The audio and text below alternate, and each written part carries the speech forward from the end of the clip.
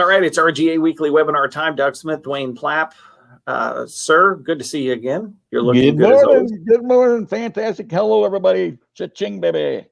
All right, this week's topic, I think, is, well, it's topical. It's a topic which is topical.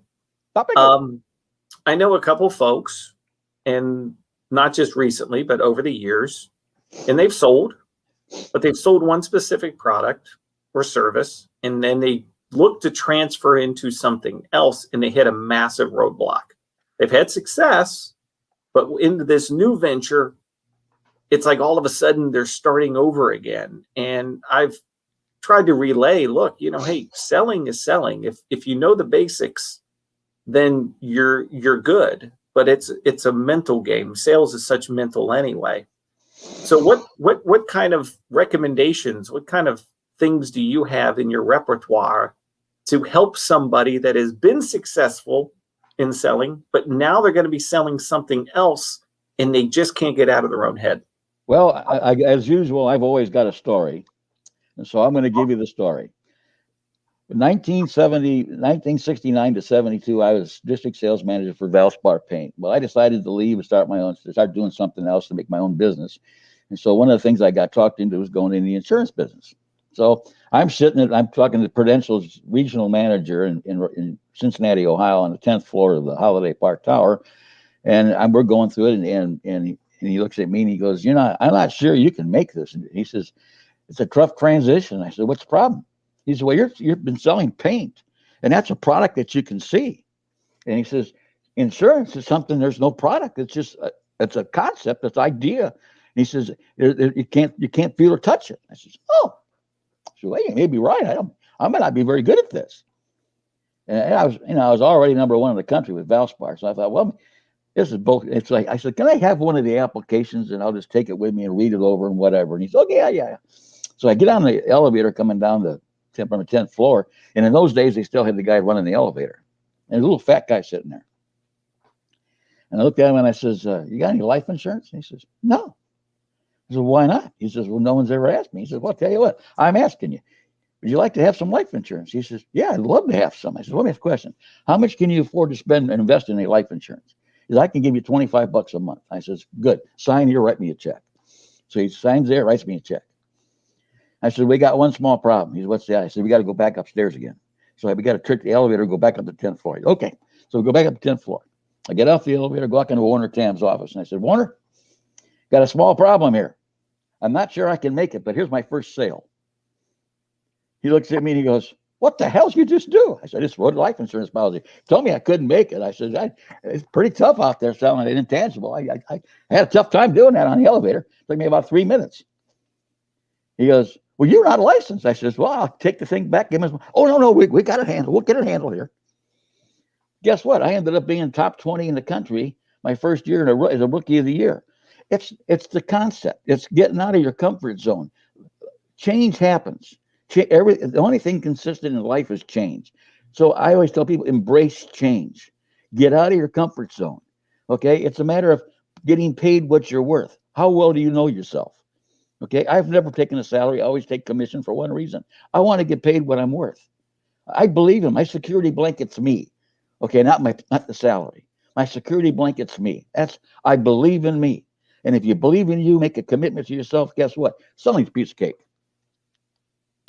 It's the same pushback I get over the years from people who have this conversation, and it's, well, yeah, but and it's all right here. I go, look, it's all the same processes, from asking questions to do whatever. There might be little tweaks in the type of questions you ask, but the system is still the overall same. And it's just trying to get out of your own head. Selling is creating relationships so people want to buy from you.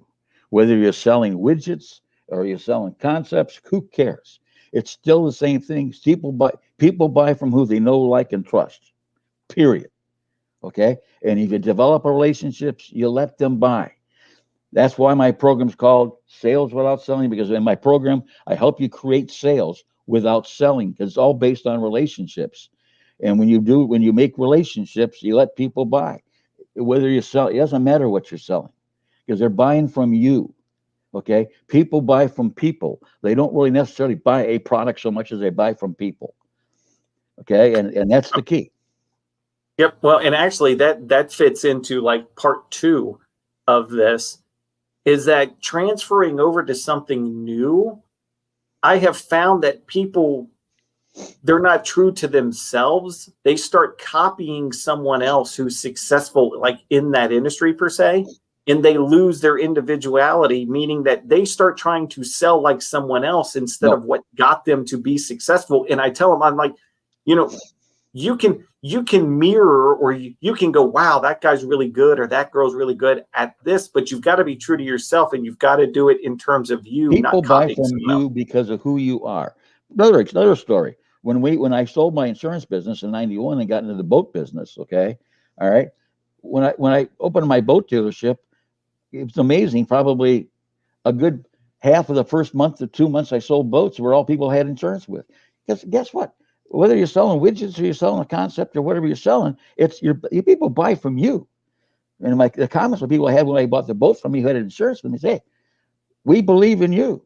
If you think that boat's a great boat, we believe it. We know, like, and trust you. That's the name of the game. Yeah, well, and it's being true to yourself is. So you're getting bothered by Matthew, huh? Huh? You're getting bothered by Matthew? No, someone just came in, so I had to let them know since you and I are finishing this up. But no, great stuff, and again, so many times people get in their own head. And they just have to be able to realize you've been successful, you've been good at it, you know what you're doing. Tell yourself that, fall back on the positives, the positive reinforcement, and get out there and do it. Believe in yourself, you can do it. Okay, it's just a matter of transferring from one thing to another, and it's not a big deal. Okay, it's just a matter of people buy from you. You are create the same relationships. Matter of fact, the best people to sell to are the ones you already sold to another product. And guess what? They already believe in you. If they already believe in you, guess what? That's a piece of cake. Home run derby, baby. Home run derby. Excellent. Good stuff, sir. Enjoy talking to you. And you and Mama Plapp enjoy the weekend. It's going to be beautiful. Hopefully you'll be out on a golf cart driving around the lake. Actually, I'll be at the ball game watching the Cubbies whip up on the Reds on Sunday. Oh, that's right. The Cubs are in town. Yeah, baby. Yeah, I'll be dressed in my full Cubby attire, baby. We'll talk on Tuesday then in the golf league. How about that? Cha-ching, baby. All right, you guys enjoy your weekend. Thank you, sir. All right, have a nice day. You too. Bye-bye.